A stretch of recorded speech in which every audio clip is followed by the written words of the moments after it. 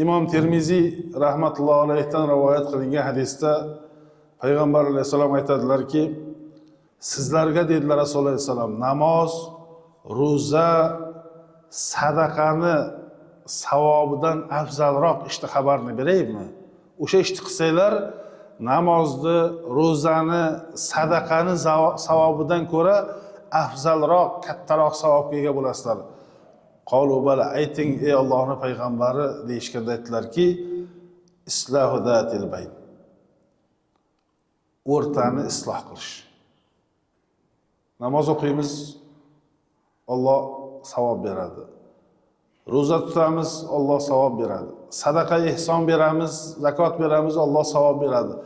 Endi shularni savobidan ham kattaroq savob bu urushganlarning o'rtasini isloh qilish, yarashtirib qo'yish. Bu juda katta gap bu. Bilamizki, dinimizning ustuni namoz, dinimizning ustuni ro'za, sadaqa, zakotni savobini gapirib o'tirmaylik. Chunki u insonlarning qalbiga xursandchilik solish bor, boshqa bor.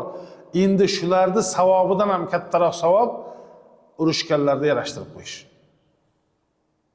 Bu musulmon kishi uchun juda katta daraja agar bunga amal qilsa bilsa.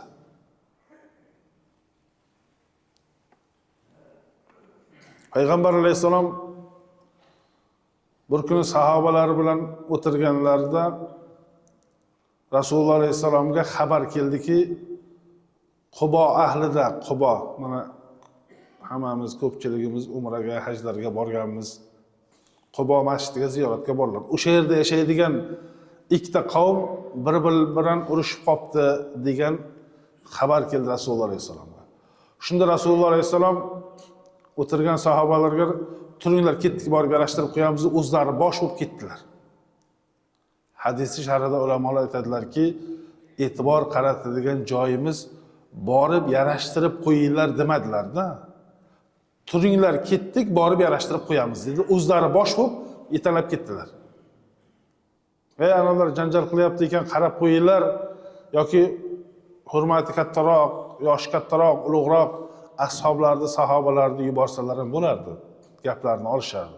Lekin bu ishni savobi kattaligi uchun Habibimizni o'zlari bosh bo'lib sahobalarga yugurib ketdilar. Yarashtirib qo'yish uchun. Mana shu narsani o'zi ham, mana yuqoridagi hadis, bu voqeani o'zi ham insonlarning orasini yarashtirib qo'yishni ahamiyati, savobi, fazilati qanaqa ekanligi mana shunda bilinadi o'zi.